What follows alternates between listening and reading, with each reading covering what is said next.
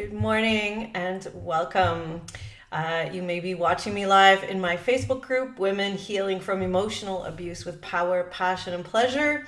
You might be catching this later on my YouTube video, Pleasure for Health. My name is Ailsa Kepi, and I'm a relationship and intimacy coach. And I work somatically with women and men and other genders to help people become more alive in their bodies, to feel pleasure, to heal, and to be able to find intimacy, not only with themselves, but in their relationships. So in this vein, I wanted to just come on and just kind of talk about some women that I've met and that I've worked with in my programs that have been so inspiring. Like, I can't tell you how inspired some of these women that have been through horrendous tales of abuse or trauma and are just so strong and so able to overcome and have become such amazing women in lots of ways.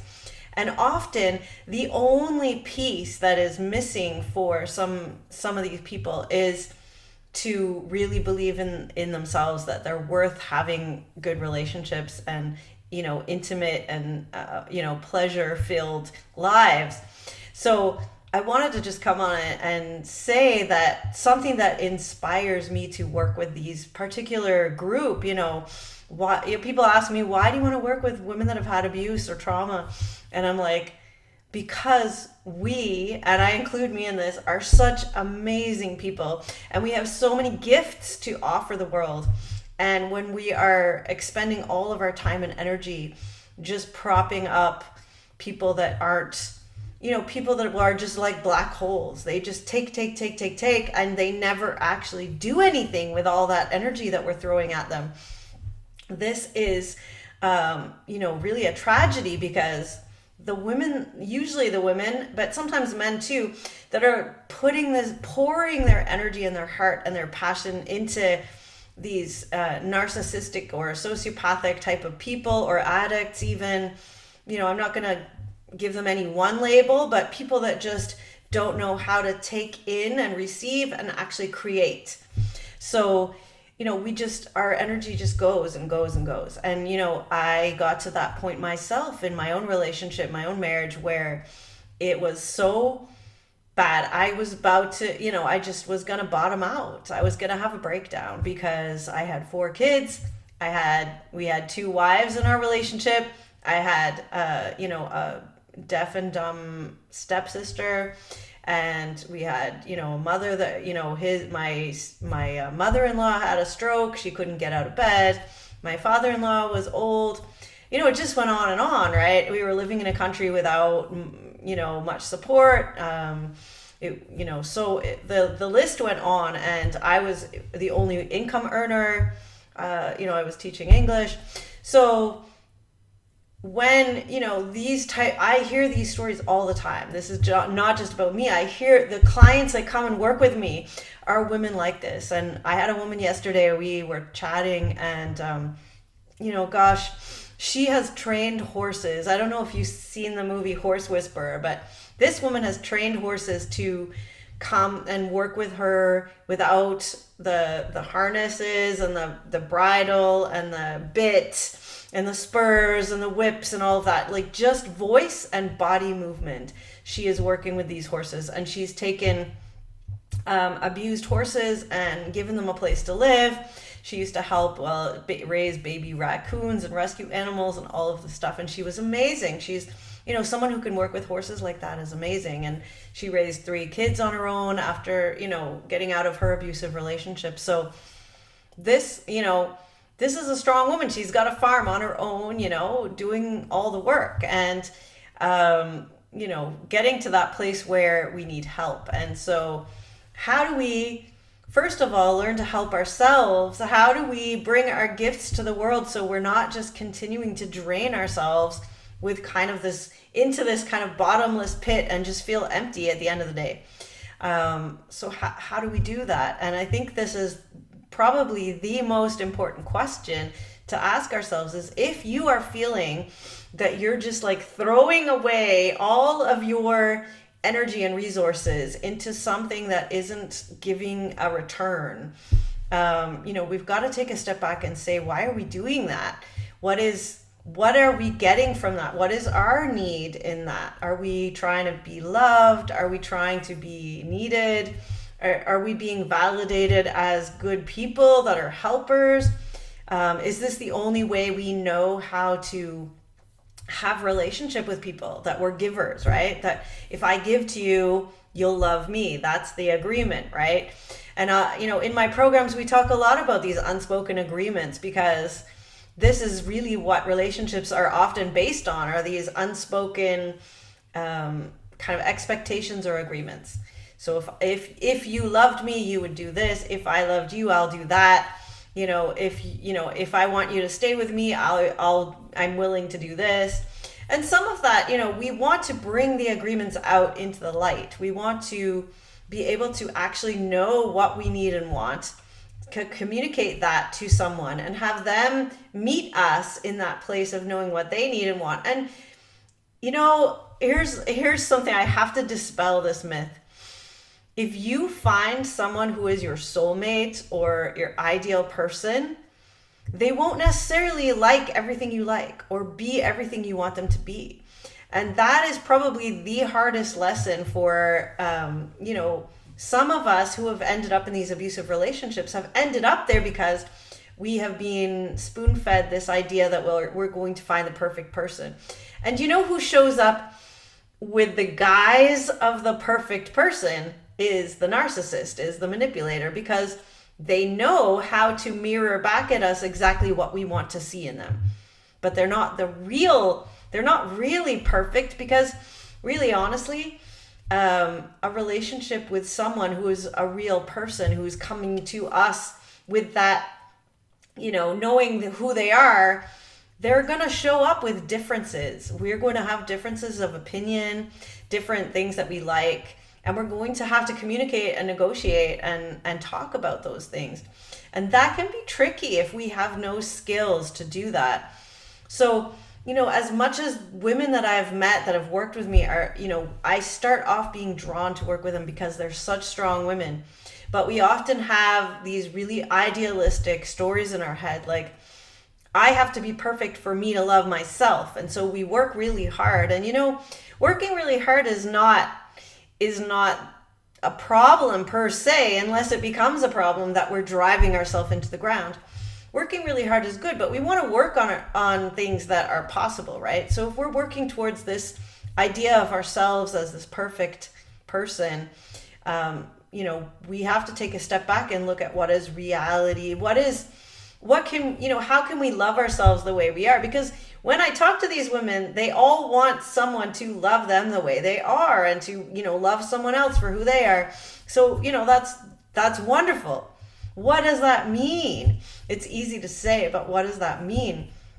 So, we have to start breaking down what are the underlying desires behind that, and what have we been told that maybe we need to relearn, and what are the skills that we need to learn in order to have these types of communications, and in order to really ask for what we want and to accept and work with what we are getting out there in the world. So I just wanted to come on and say that was one example. I mean, every woman I've worked with has been incredible. So if you're listening to this and I've worked with you, I'm talking to you too. Every woman I've worked with has been incredible resilience, strength, creativity, gifts, ability to endure incredible things. And those are amazing qualities, and we don't want to lose those.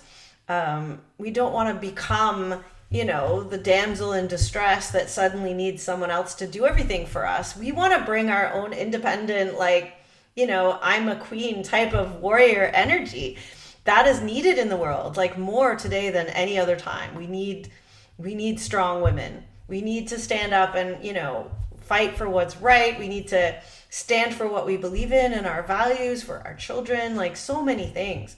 So if I can help even one woman to find and discover herself and to come forward with these gifts, then, that is amazing. That's my passion in life. And, I've told some of you this story before, I suppose, but, when I was working, years ago on what is my life path, what am I meant to do here in the world? And I came to the realization that for me, a lot of it is about empowering women. And, at the time I was raising 4 daughters on my own, and I would, kind of be a little frustrated that I had to spend so much time and energy being a parent and not on doing my life work. And, it really took somebody coming to me and saying, you want to help and empower women. You have 4 daughters. Do you think there's a connection there, right? Do you think that there's a connection? You're doing your work as a parent and as a mother, and you are, if you do that well, empowering the women of tomorrow. And so for me, that was a huge wake-up call to like, don't think that your life path is out here and you still haven't reached it. What are you doing today to be on your life path? What are you doing today that is offering your gift? And where are you just chucking money at a casino, kind of just losing it? So how can we move towards something that is going to be fulfilling?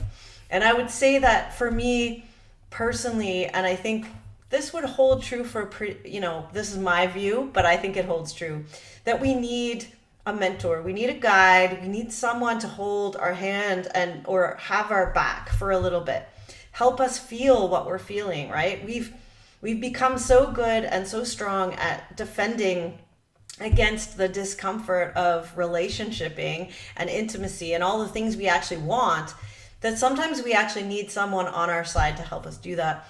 And that's what I bring to my clients. So if you're listening to this and you're like, I know I'm strong, I know I'm resilient, I know I have gifts and creativity, and I want to help people, then, what is really holding you back? And if it's a fear of your own greatness, then reach out to me and book a call with me. Let's talk about that. Let's overcome that fear together. Let's allow me to hold your hand for a little bit. Let's walk the path together for a few steps. I'm not going to walk your path for you. I'm not going to tell you even what your path is, but I will walk with you for a few steps and help you get over some of those hurdles that just keep us in place. I needed this. I actually had a few mentors. Maybe I needed more than most.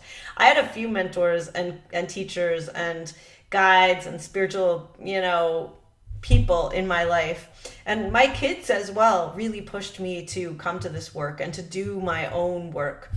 And I can see the benefits of that now. So if this resonates for you and you know that you are one of these women that I'm talking about, first of all, I want to hear your story. I want to hear it because it inspires me every day to hear your stories that you bring to this Facebook group, that people write to me and tell me about, what they've been through and how they've overcome and how they've moved on. Like, it's incredible. And even more than that, how do we actually grow and learn and open our hearts to what we actually could be in the world, like love, and joy and peace and all of these things that our world is craving right now is in us. I truly believe that we, as in female bodies especially, some, and men as well, other genders as well, they offer their own flavor of this. But for me, my passion is women, really, honestly. What we bring to the world is, paramount to bring forward now. So if you are listening to this and you want to book a call with me, go to www.ailsakepi.com/talk and sign up for a call with me, and let's spend an hour. There's no cost involved with this. It's just, let me hear your story. Tell me your story. Tell me your goals and your desires and your visions. And if you don't know them, let's figure it out together in the call. Let's get really clear about where you are and where you would like to be, and what would your ideal dream of your life be? If you were going to die tomorrow, what would you have wished you had done? And let's get started. Let's do some work. I have people that have gone through my program in 8 weeks, and I have one of my beautiful clients is now taking life coaching and is going to become a coach in the fall. So I'm so proud of her, and she's taking all of her life difficult abuse experiences and bringing it to the world as well. That could be you. reach out, book a call with me. Let's talk. I would love to just hear your story. I'm just rambling now. So I'm gonna wrap it up for today.